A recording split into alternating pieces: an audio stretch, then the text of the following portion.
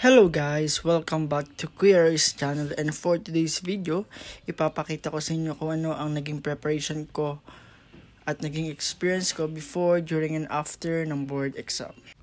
So ano pa hinihintay nyo? Tara, samahan nyo ako. In Mechanical Engineering, meron tayong tatlong subject, which is Math, Pipe, and Machine Design. So nakikita nyo naman, ayun yung mga basic formulas and basic conversion na talaga namang gamit na gamit sa board exam. Palaging sinasabi sa amin sa review center, para mas tumatak o mas matandaan mo ang isang bagay, sobrang daming formula ng mga tatlong subjects na yan. Ang kailangan is repetition is the key. Isulat mo lahat ng formula, ulit-ulitin mo hanggang sa tumatak sa'yo. So ayun ang naging basihan ko, ayun ang naging fundamentals ko to prepare the board exam. While during the review, nag-out muna ako sa social media. Pinag-uninstall ko lahat ng mga SOCMED ko para iwas distraction at talagang makafocus because I really wanted to pass the board exam. Araw-araw ako naging motivated at tatok sa pag-review na halos 3 hanggang 4 na oras lang ang aking tulog. Matutulog ng 12 AM tapos gigising ng alas 3 ng umaga or minsan alas 4 pag tinalmad gumising.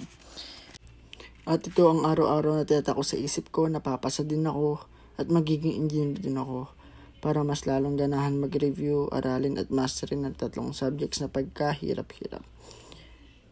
Manifestation baga, pero it really works. Kasi bukod sa pamilya mo at sa mga mahal mo sa buhay, walang maniniwala sa'yo kundi ang sarili mo. So the first thing that you can do is to believe in yourself. Kasi kapag ikaw ang unang naniniwala sa sarili mo, you will manifest it and the universe will give it to you, I swear. And when we love what we do and pangarap natin yung pinagpapaguran at pinaghihirapan natin, bawal mapagod dahil may goal tayong ini-aim ngayong taon. So, trust the process, grind lang ng grind, solve lang ng solve, at sure ako na magbubunga lahat ng pagod, puyat, sakripisyo mo.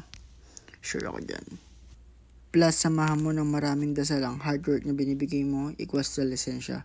So, sabi nga dyan, trust God and believe all things are possible. So, do your part at si Lord na ang bahala para gabayan at tuparin ang pangarap mo. Basta maniwala ka na kaya mo at ibibigay ni Lord sa iyo to.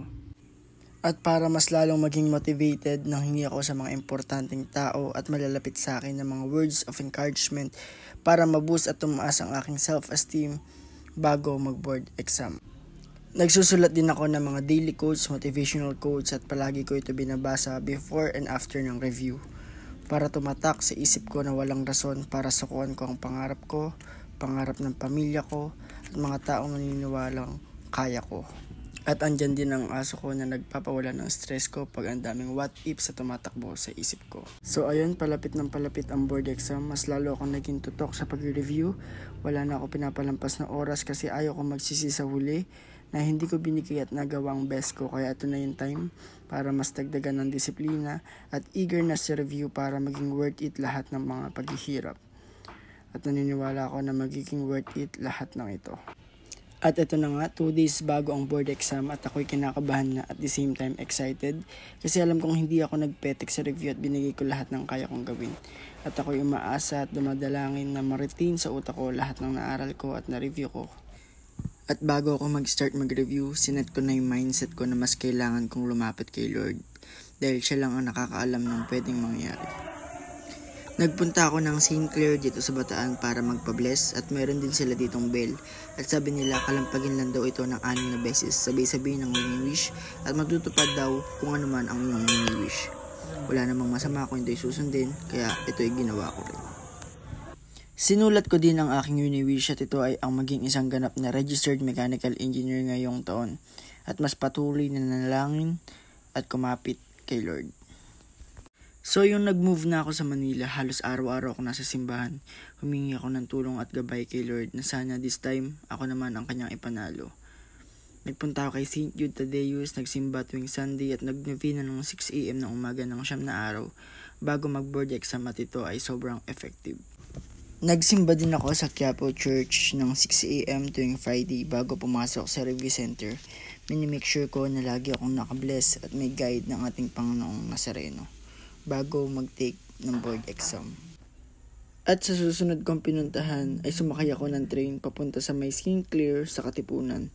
Dito ay nag-alay ako ng itlog na nakakover ng blue na plastic na ang ibig sabihin ay lock sa magtitake ng board exam.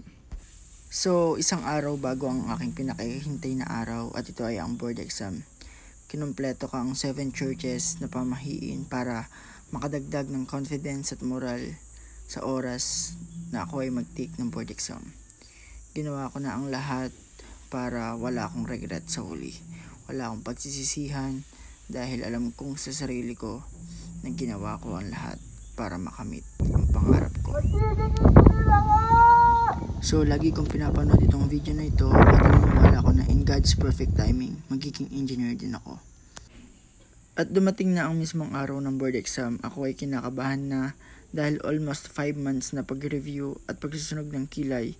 At ito na ang panahon para i-prove sa sarili ko, sa pamilya ko na kaya ko ding pumasa sa board exam at kaya ko ding maging isang ganap na registered mechanical engineer. Sabi nga ng iba, kung kaya nila, mas kaya mo. Kaya ayan, tumatak sa isip ko para mas lalong galingan sa board exam. At 5 days ang nakalipas, ito na at lalabas na ang result ng exam. Ako ay kabado at hindi na mapakali dahil hindi ako sure kung papasa ako.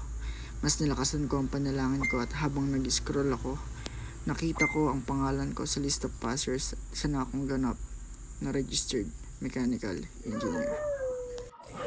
Sa sobrang saya ko ay hindi ko napigilang umiyak dahil ito ay bunga ng pagsisikap, paghihirap at patuloy na paglaban sa pangarap. Ako ay nagpapasalamat sa aking pamilya sa full support na binigay nila sa akin sa mula nung nag-review ako. Para sa aking mama at papa, para sa inyo po itong tagumpay na nakamit ko dahil saksi ako sa pagsasakripisyo na binigay niyo para sa aming mga magkakapatid. Papa, tinupad ko na yung pangarap mo. Sana proud ka sa akin. Sa sobrang tuwa ng pamilya ko ay dali-dali nila akong pinagawa ng tarpaulin at dali-dali din namin kinabit sa harap ng bahay namin. Alam kong sobrang proud nila sa akin dahil ako ang unang engineer ng pamilya, both Rabino and Libaw family. Gusto ko lang sabihin na trusting the Lord is ito ang una at pinakamahalaga sa lahat. Kung mayroon man tayong laban sa ating buhay and gustong marating, kailangan natin ng palagi ang tulong ng Panginoon. I will not achieve to pass this exam kung wala ang provision at tulong ni Lord. Kasi despite na may sakit ako at pangit ang kondisyon ng katawan, the Lord helped me throughout my board examination. At 1 month ang nakalipas, papunta na nga tayo sa exciting part. Ito ang pagpunta sa Philippine International Convention Center o mas kilala sa tawag na PICC. Dito ay manunumpa tayo bilang isang ganap na newly registered mechanical engineer. Dito makakasalamuhan natin ang 4,458 out of 6,770 na nag-take ng board exam na pumasa. At sobra kong saya dahil I am one of them. Despite na ang daming challenges na dumating sa aking buhay, still, hindi pa rin ako pinabayaan ni Lord na hindi ko makamit ang aking pangarap at pangarap ng aking mga mahal sa buhay, lalong-lalo na aking mga mama at papa. Gusto ko lang sabihin sa mga manonood ng video na to at sa mga future professionals na huwag kalimutan ang 3Ds, which means determination, dedication, and discipline. Determination, maging determinado, lalo kung pangarap natin ang pinaglalaban natin.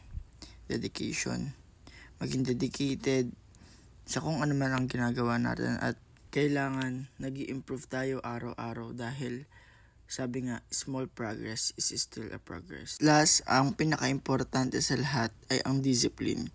Kasi you can achieve what you really wanted for if you don't know how to discipline yourself. So next dito ay ang pag-speech at pag-share ng top notcher namin ng kanyang experience. Natutuwa ako dahil same kami ng experience. Paranas ng napakaraming oras ng pagsusunog ng kilay at mga gabing walang tulog para sa preparasyon sa board exam. Pero sa ating determinasyon, katatagan at pagtsatsaga, narito tayo ngayon, pinagdiriwang ang ating tagumpay.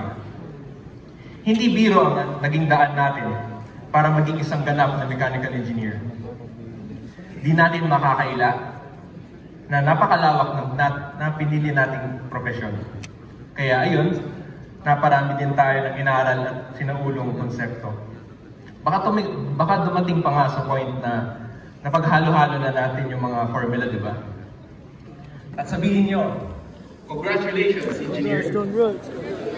Sasahod na tayo ng 12K.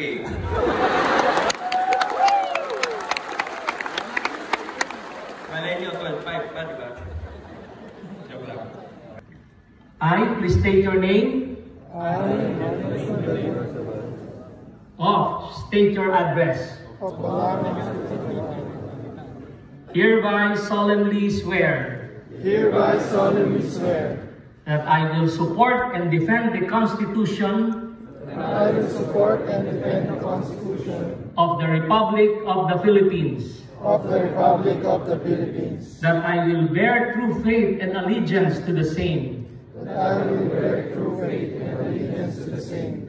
That I will obey the laws, That I will obey the laws, legal orders, legal orders, and decrees and decrees promulgated by the duly constituted authorities promulgated by the duly constituted authorities of the Republic of the Philippines. of the Republic of the Philippines. And that I impose this obligation And that I impose this obligation upon myself voluntarily, upon myself voluntarily, without mental reservation without mental reservation or purpose of evasion.